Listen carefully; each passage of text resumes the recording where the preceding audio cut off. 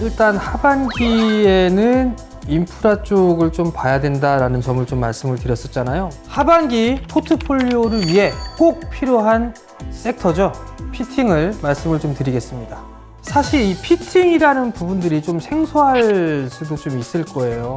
관과 관 사이를 이어주는 그런 역할을 한다라고 좀 생각을 하시면 좋을 것 같은데, 뭐 해양 플랜트라든가 조선, 뭐 원자력 이런 등등의 다양한 사업군의 거의 대부분의 사업군에 다 들어간다라고 좀 보시면 좋을 것 같은데요. 이 상황에 피팅을 봐야 되는 이유는 경기 침체 구간에서 실적이 꾸준하게 늘어나고 있고, 인프라 투자가 진행이 되면 될수록 실적의 증가폭은 월등히 커질 섹터입니다.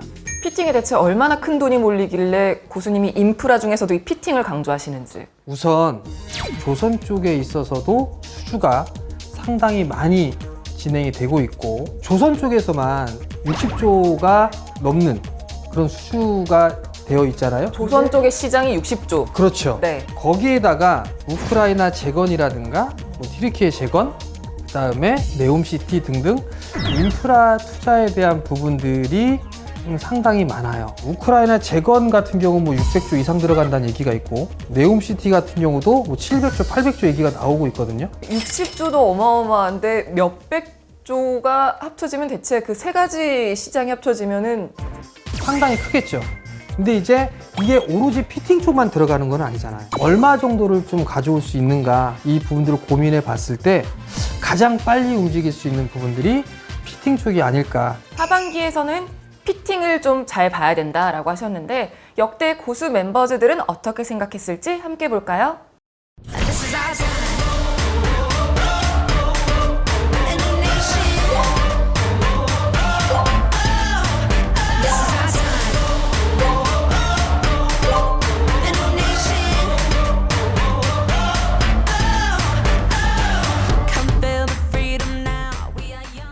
변영인 고수님은 경기 침체 우려감 속 인프라 투자 축소에 유의하자라고 하셨는데, 경기가 침체가 되게 되면 사실 각 나라에서는 경기 부양책을 해요.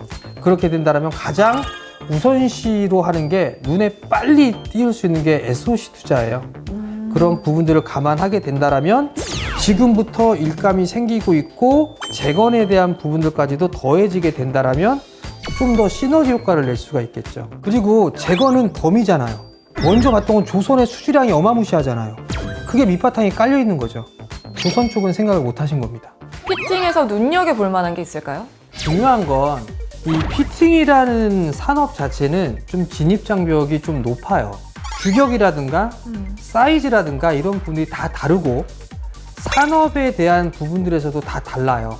그렇기 때문에 각각의 인증이 필요해요.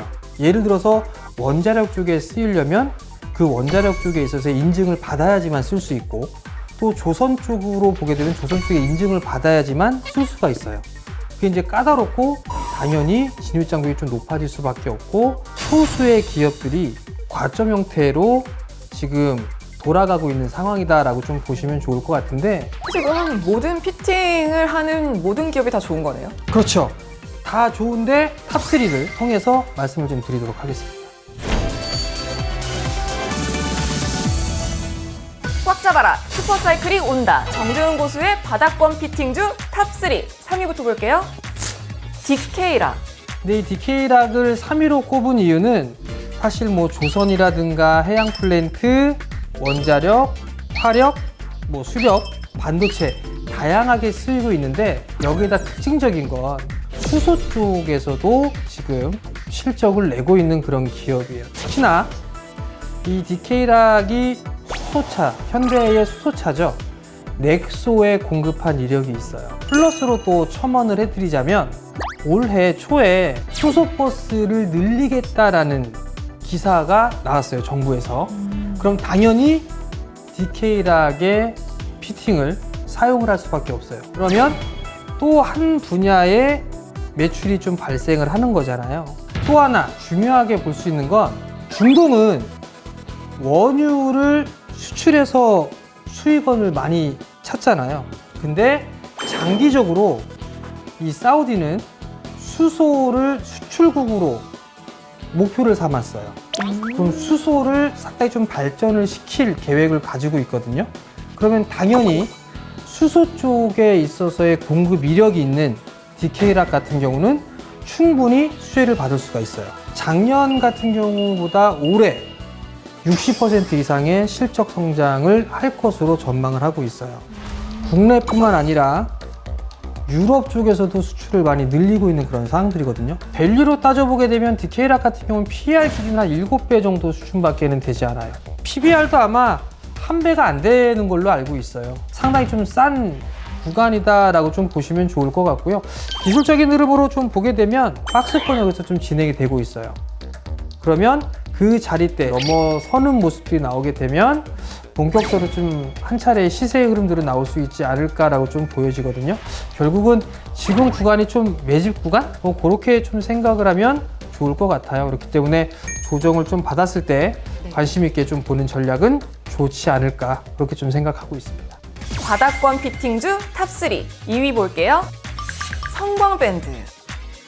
원래 성광밴드가 좀 제일 좋아했었는데 그 이유는 탄력이 좀 강해요. 올라갈 때 쫙쫙 치고 올라가는 그런 맛이 있는 그런 기업인데, 근데 성광밴드 같은 경우는 3,000종이 넘는 관 이음새와 금형 기술력을 좀 보유를 하고 있는 그런 기업이에요. 제가 알기로는 전 세계에서 5손가락 안에 꼽히는 기술력을 좀 가지고 있는 그런 기업이다. 국내의 플랜트 업체죠. 뭐 삼성 엔지니어링이라든가 현대건설, 현대중공업, 삼성중공업 다양한 고객사를 확보를 하고 있다는 것도 강점이에요. 삼성물산 쪽에 있어서 카타르의 프로젝트도 좀 진행을 하고 있는 그런 상황들이고, 이라크에 대한 정유 공장도 마찬가지로 수주를 좀 충분히 받고 있는 그런 상황들이거든요. 그러면 충분히 이 기업도 성장을 할 수가 있죠. 실적적인 측면을 보게 되면 사실 21년도 같은 경우는 적자를 기록을 했어요. 그러다가 22년도에 약 한 270억이 약간 안 되는 흑자로, 대규모 흑자로 턴어라운드가 있습니다. 근데 올해 같은 경우를 보게 되면 전망치가 약 한 430억대 정도 예상을 하고 있거든요. 그럼 결국은 50% 이상 올해도 성장을 하는 거란 말이에요.